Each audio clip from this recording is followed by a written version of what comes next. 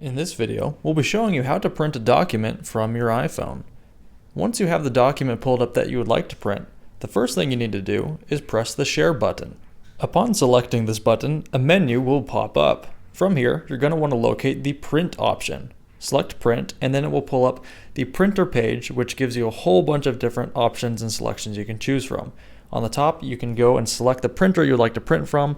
Now, it's really important to note, if you want to wirelessly print from your phone to the printer, they have to be connected to the same Wi-Fi network. So make sure you're both connected to the same network, and then that printer should be popping up on there.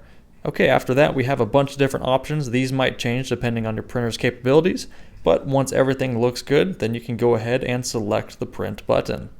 This will send the order to the printer and it will begin to complete it. As you can see on the top here, we can click on it and it shows the report or the status of the printer, and we go to it, we see our document is coming out nice, and that is how you print from your iPhone. If this video was helpful, it'd mean a lot if you could hit that subscribe. Thanks for watching.